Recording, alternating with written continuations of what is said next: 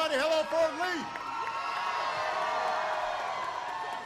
Well, it is wonderful to see all of you. Thank you. Thank you. I want to thank your outstanding leadership team for welcoming me, including Major General Darrell Williams,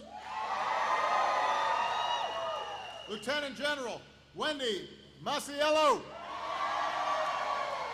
Colonel Adam Butler, and Command Sergeant Major Nathaniel Barty. I know this is the proud home of the Army Combined Arms Support Command, but I know we've got other services represented here. Navy, Marines, Air Force. We've got our outstanding DoD civilians in the house. And then, of course, we got a whole lot of Army.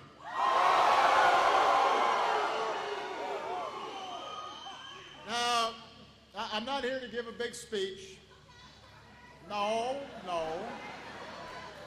The main thing I wanted to do was just come by, shake some hands. As you know, I had a town hall with CNN and some of our extraordinary troops, our veterans, our military families.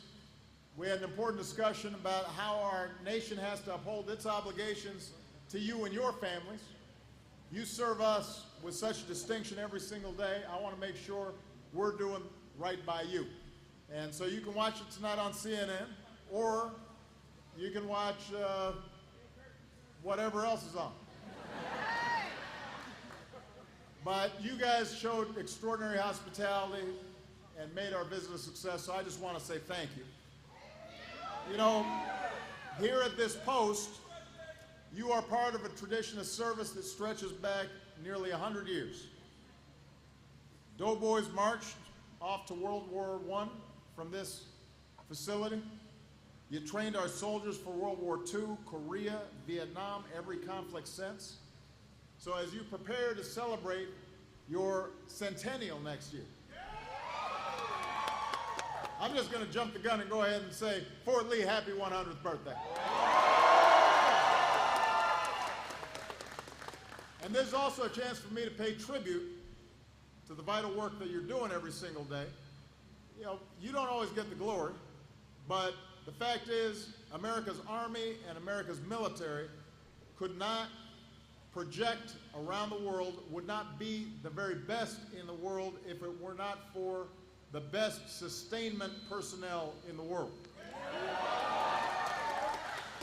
You know, there's an old saying, amateurs talk about tactics, professionals talk about logistics. So today we salute all the logistics personnel. You make sure our troops get what they need, the right amount, in the right place, at the right time.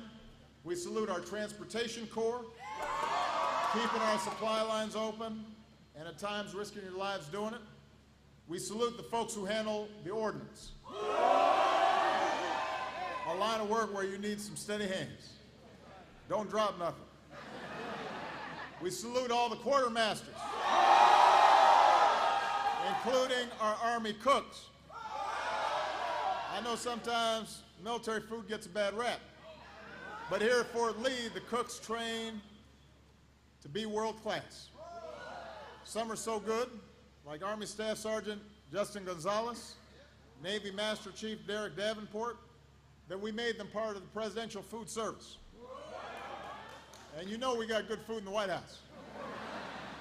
And that's because we got outstanding talent that's been trained here. And this brings me to the main message I want to deliver. I've now served as your president for almost 8 years.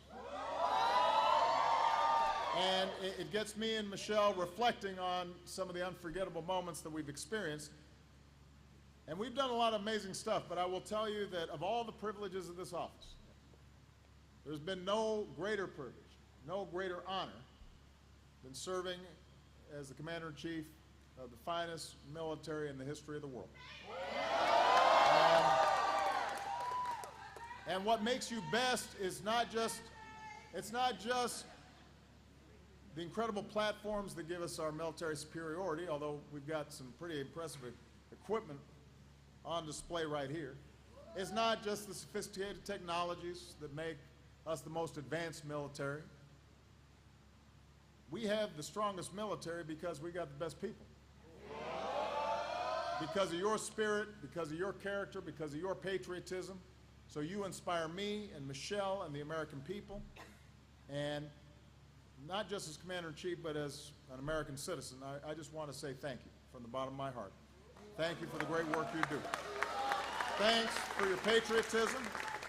Many of you had a lot of options, and you chose a career that's not always the most comfortable, certainly is not always the most lucrative, but you dedicated yourself to something bigger than yourself.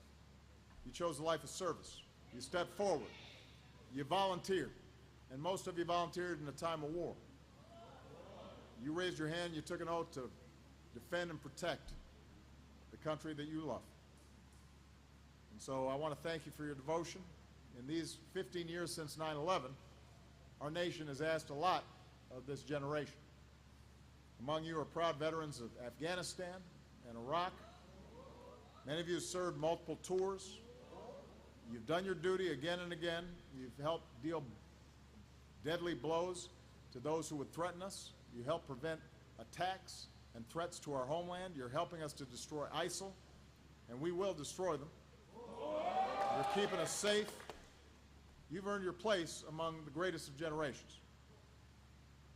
Now, I believe that America's commitment now to our troops and our veterans is a sacred covenant that we have to keep.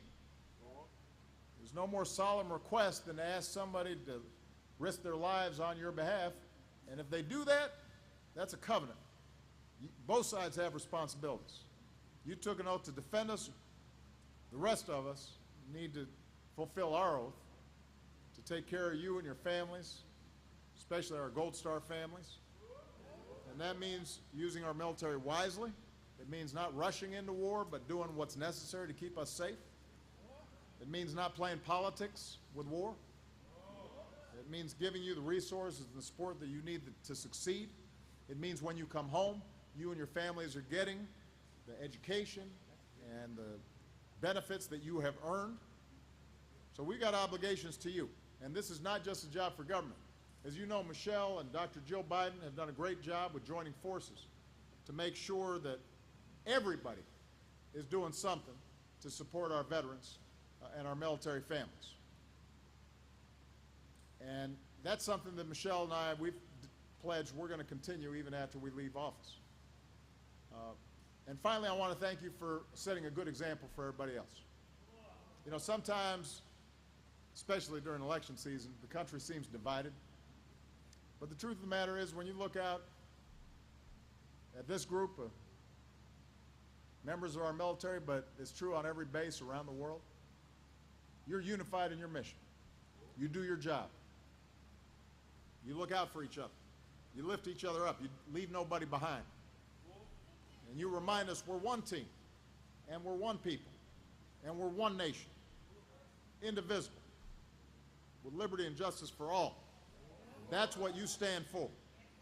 So thank you for your sacrifice, but also thank you for reminding the rest of the country what patriotism really means. God bless you. God bless the United States of America. Thank you.